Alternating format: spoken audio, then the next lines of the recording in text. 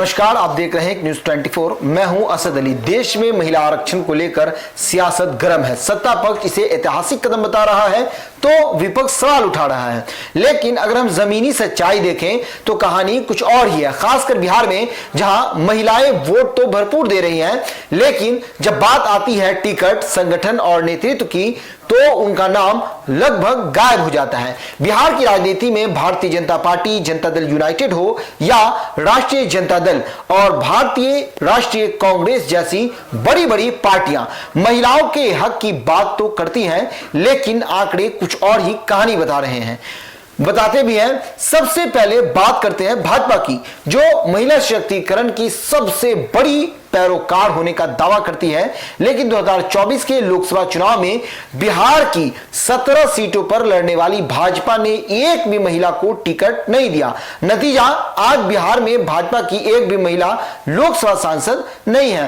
राज्यसभा में भी 16 सीटों में से सिर्फ एक महिला सांसद है। हालांकि विधानसभा चुनाव 2025 में 13 महिलाओं को टिकट दिया गया, जिनमें 10 जीत गई, यानी करीब 80% सफलता दर। साफ है, मौका मिले तो महिलाएं जीत सकती हैं, लेकिन मौका ही कम दिया जा रहा है। संगठन की बात करें तो भाजपा की प्रदेश कमेटी में महिलाओं की हिस्सेदारी सिर्फ 15% है। अब बात जनता दल यूनाइटेड की, यहां तस्वीर बिल्कुल अलग नहीं है, तस्वीर सेम है। 2024 के लोकसभा चुनाव में 2 महिलाओं को टिकट मिला, दोनों जीत गई। 2025 विधानसभा चुनाव में 13 महिलाओं को टिकट मिला, जिनमें से 10 ने जीत हासिल की, यानी यहां भी करीब 80% सफलता। लेकिन संगठन में हिस्सेदारी राष्ट्रीय कमेटी में सिर्फ 9% और प्रदेश कमेटी में महज 8% महिलाएं, यानी जीतने की काबिलियत होने के बावजूद फैसले लेने वाली कुर्सियों से महिलाएं दूर हैं।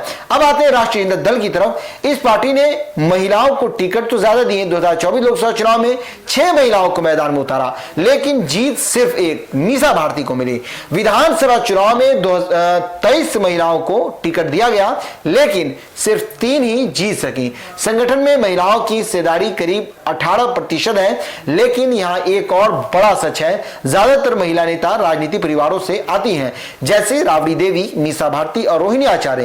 यानी आम महिलाओं के लिए राजनीति में जगह बनाना अब भी आसान नहीं है।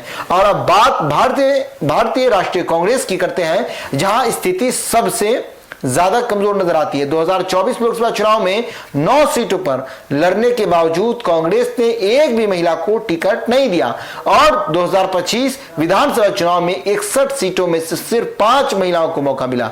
नतीजा, एक भी महिला उम्मीदवार जीत नहीं सकी, यानी न संसद में जगह है और न विधानसभा में जगह है।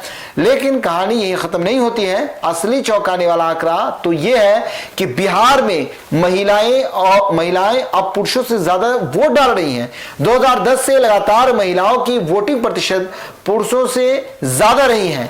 2015 में 7.2% ज्यादा, 2020 में 5.2% और 2025 में लगभग 10% महिलाओं ने मतदान किया। यानी लोकतंत्र को मजबूत करने में महिलाएं सबसे आगे हैं। लेकिन जब बात आती है प्रतिनिधित्व की तो तस्वीर बिल्कुल उलट है। 1985 से 2005 तक बिहार विधानसभा में महिलाओं की हिस्सेदारी 6% से भी कम थी। 2010 में यह बढ़कर 14% हुई और 2025 में यह आंकड़ा 14 के आसपास ही अटका हुआ है। यानी साफ है, महिलाएं वोट दे रही हैं, चुनाव जिता रही हैं, लेकिन लोकतंत्र को और मजबूत बना रही हैं। लेकिन जब सत्ता में हिस्सेदारी की बात आती है तो उन्हें पीछे कर दिया जाता है। अब सवाल सीधा है कि क्या महिला आरक्षण सिर्फ राजनीति का मुद्दा बनकर रह जाएगा, या फिर सच में वो दिन आएगा जब महिलाओं को भी बराबरी का हक दिया जाएगा, टिकट में, संगठन में और सत्ता में। तो इस पूरे मामले पर आपकी क्या राय है, अपनी राय कमेंट्स में जरूर दीजिएगा। फिलहाल इस पेशकश में इतना ही। आए कि खबरों के लिए देखते रहिए एक न्यूज 24। धन्यवाद।